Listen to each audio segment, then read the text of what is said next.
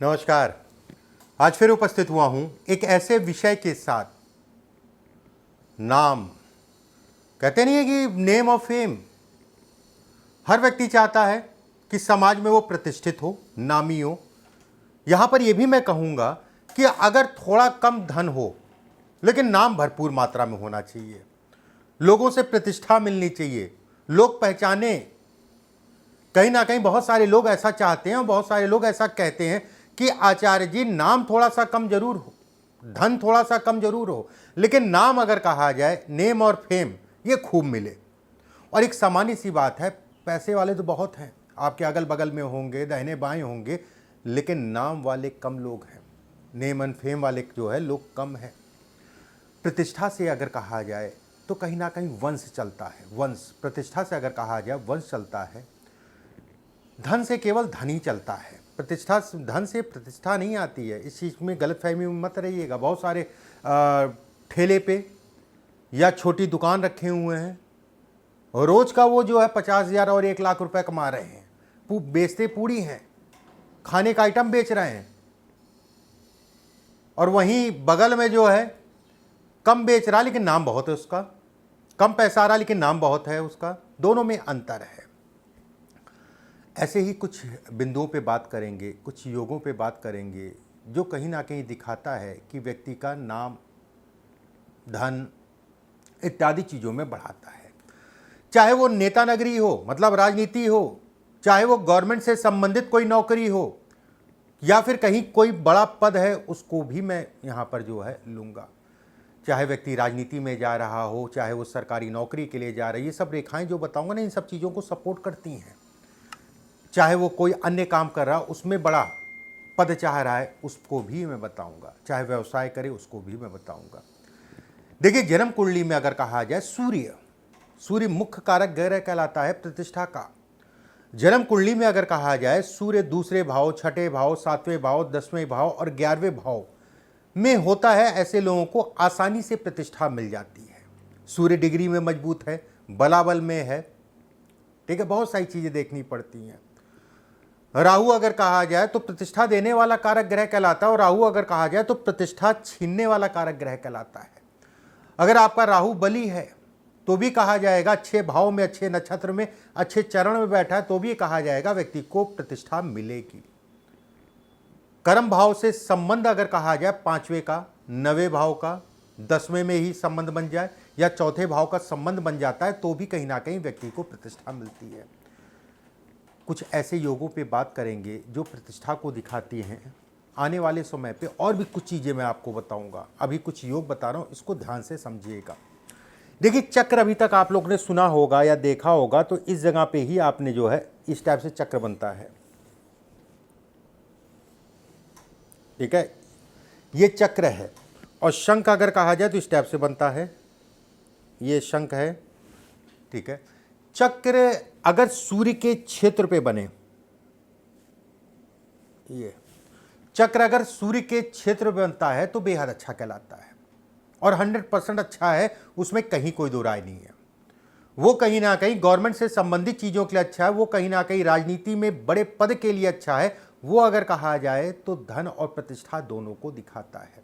अगर चक्र जो है आपका सूर्य के नीचे बिल्कुल सेंटर में बन रहा है तो बेहद अच्छा है। अगर ये चक्र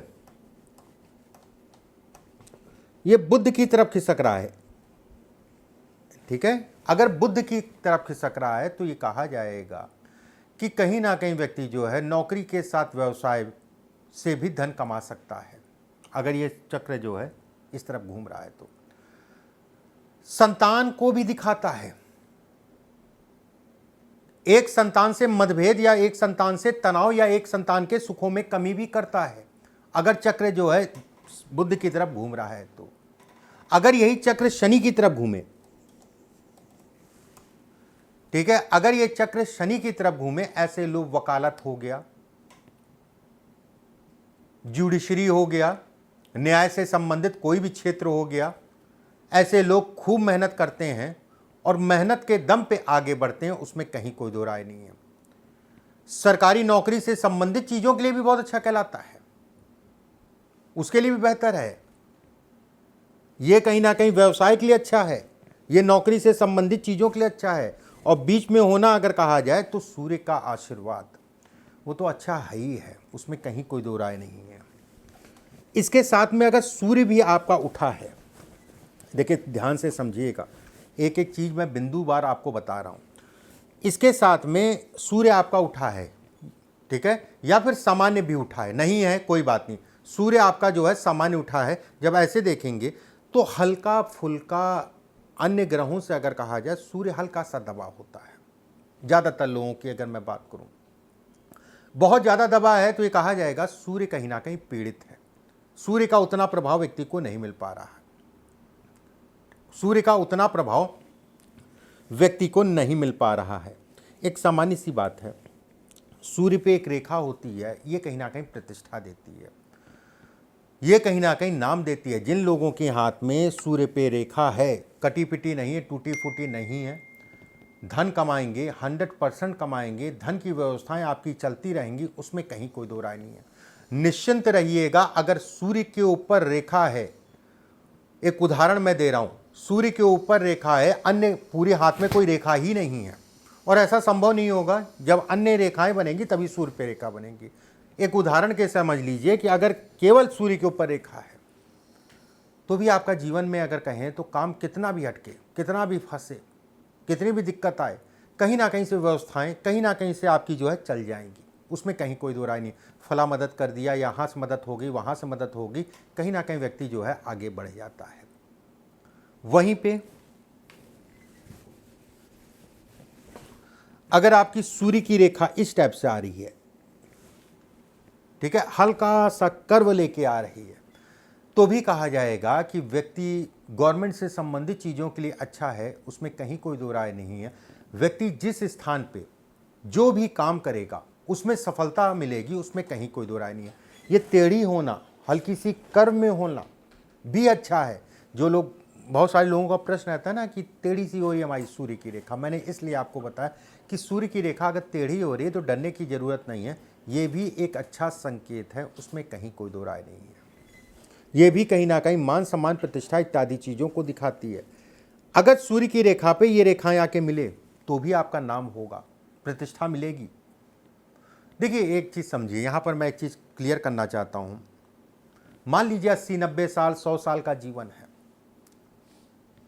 ऐसा नहीं है कि हर दिन अच्छे होंगे, संभव नहीं है। ना मेरा अच्छा होगा ना आपका अच्छा होगा, ठीक है, ना ही हमारे देश के प्रधानमंत्री का अच्छा होगा, ना ही हमारे देश के भिखारी का अच्छा होगा। कोई दिन अच्छा है तो कोई दिन खराब है। ये रेखा अगर कहा जाए ये सपोर्ट भी आपको देती है कि आपकी चीजें व्यवस्थाएं चलती रहें।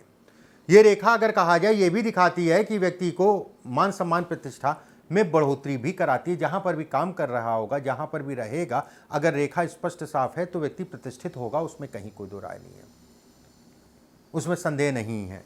ये रेखा अच्छी रेखाओं में इसकी गिनती होती है। एक अच्छा सा योग मैं बताता हूँ, ध्यान से समझिएगा। जो 6-7 रेखाएं मैं बताने जा रहा हूँ, अगर उसमें से 4 रेखा भी मिल रही हाथ में तो भी आप प्रतिष्ठित होंगे, तो भी आप नामी होंगे। अगर आप गवर्नमेंट से लाभ लेना चाहते हैं, गवर्नमेंट के साथ काम करना चाहते हैं, तो भी आपके लिए अच्छा है। सूर्य की रेखा ये है, सूर्य की रेखा के ऊपर त्रिकोण बने, बेहद अच्छा साइन। बुध की उंगली तीसरे पर्व के आसपास या इससे लंबी हो या इसके आसपास छोटी है तो भी ठीक है, ठीक है। शुक्र का क्षेत्र अगर कहा जाए पूर्ण रूप से गोलाई में है, शुक्र का क्षेत्र पूर्ण रूप से गोलाई में है। शनि बहुत ज़्यादा उठा ना हो, शनि बहुत ज़्यादा दबा ना हो, शनि बहुत ज़्यादा उठा ना हो और शनि बहुत ज़्यादा दबा ना हो।